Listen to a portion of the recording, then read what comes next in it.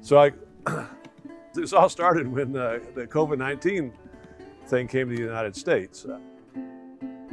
In early March, there started to be a lot of cases, and there was talk of a shutdown. In the middle of March, they just shut down the country pretty much, and the transportation business just went to next to nothing.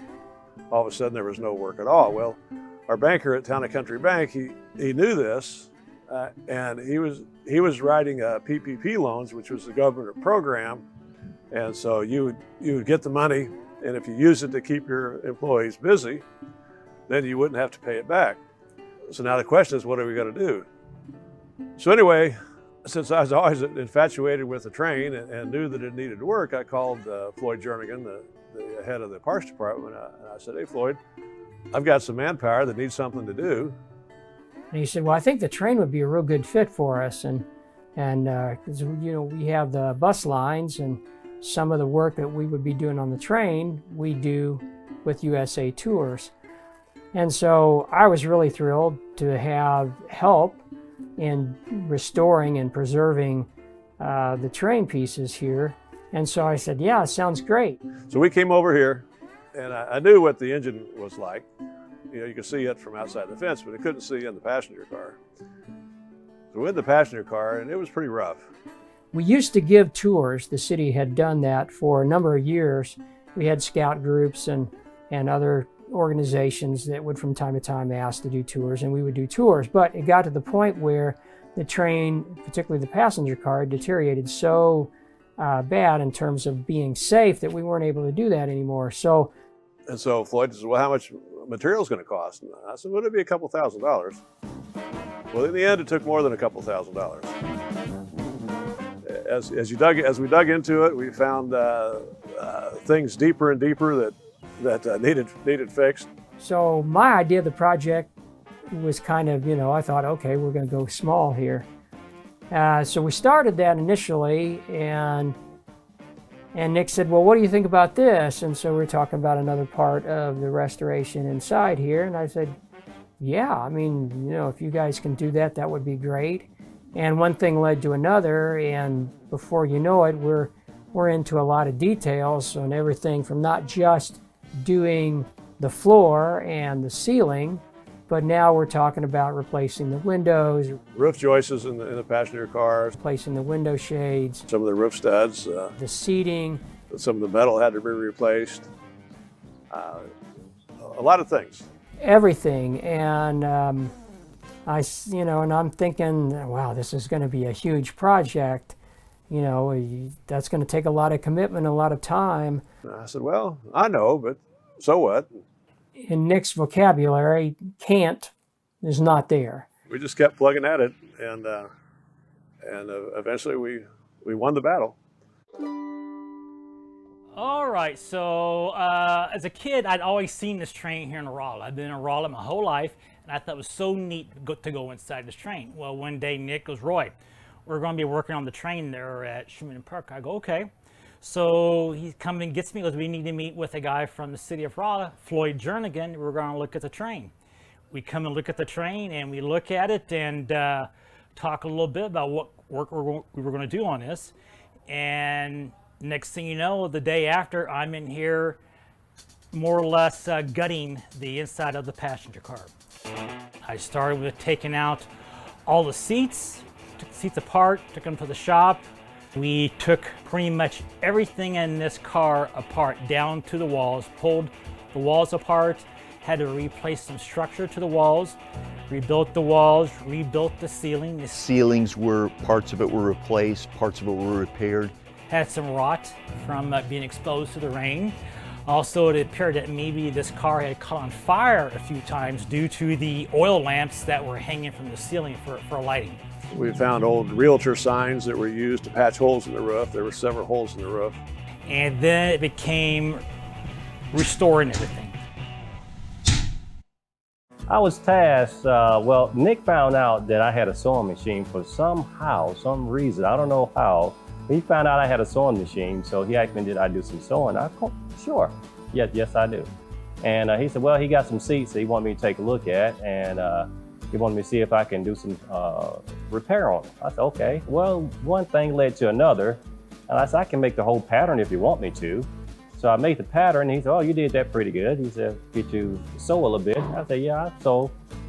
So next thing I know, I start sewing some of the backs and the seat cushions for the train. 29 seats and 29 backs. So I said, okay, I'll give it a shot. And I gave him my first demo. I showed him how good my work was, and he said, okay, I want you to do the rest of it, the 28 of them. And that's what I'm doing now. I went from driving the bus to sewing seats. My name is Rhonda Guff. Most of the time when I'm at USA Tours, I am buying groceries and supplies and getting ready to go on excursions with bus trips. And since we're all at home right now, many of us have been asked to help with this project on the train. I think I got the project of making the shades for the windows because I have a sewing machine. So Nick asked me to come to work and bring my sewing machine. It's a lightweight drapery fabric. I did not pick the pattern, but I think it has a very old looking feel. It's in dusty blues and rose colors, a big floral pattern. I think it's perfect for what might have been the age of the blinds on the train. Much prettier than what they took down. What they took down was more of a plaidish design. And then there's this piece that has the mechanism that releases it at the bottom.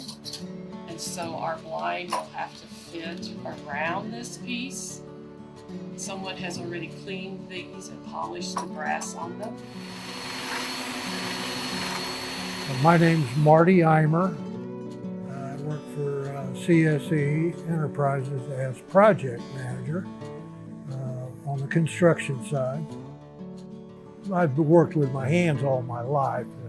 I've been taking the brass parts for the most part and polishing them, cleaning, polishing, and lacquering them.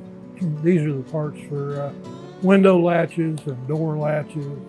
It seems like everything on this train's either wood, iron, or brass from the 1800s. Well, I didn't have anything to do with taking the brass off. It was in buckets when it came to me. And like I said, we've just been cleaning with chemicals and solvents and polishing up, starting with wire brush and getting ourselves all the way to the steel wool, fine steel wool. Well, I like history, and that's got my curiosity up when Nick got that project. I just like the old style brass and wood, and I just like to see it done right. And I hope that's what we're doing. I'm Mavis Baker, and I am one of the hostesses on the buses, the tour buses. So I go out on the trips and cook for the passengers and take care of the passengers on the buses. And then they called and asked if we wanted to help restore a train, and here we are. Every joint and muscle in my body, this is one of the hardest jobs I think I've ever done, because there's just so much repetitive work that you have to strip everything down, sand everything down, all the way down to original before you can even go back to painting it. And then you have to clean every piece back up and put everything back together.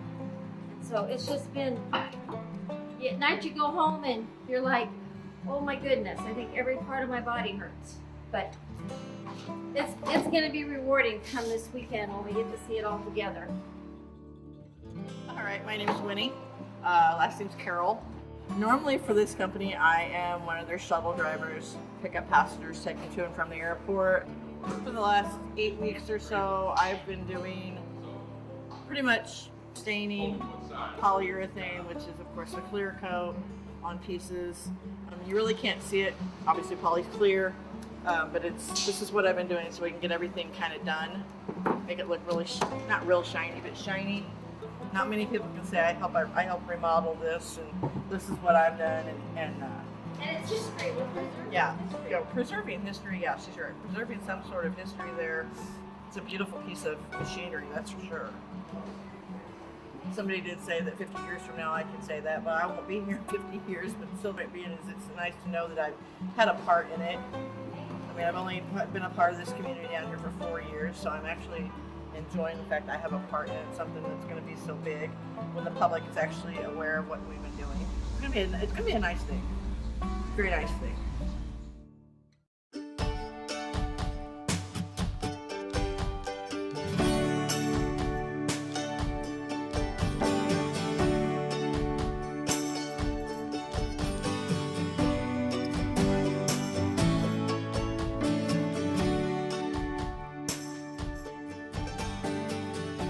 So this project kind of kept on growing. We kept finding more work that needed to be done, or wouldn't it be nice if we could do this or could do that. And somehow we had the expertise within the companies to do everything. As far as setbacks go, one of the setbacks was the difficulty in grinding off the paint.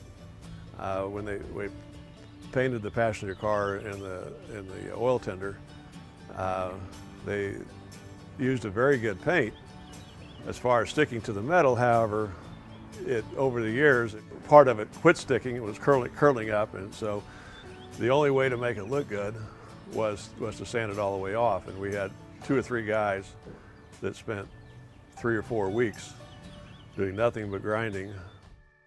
So we did an assessment really of what needed to come down.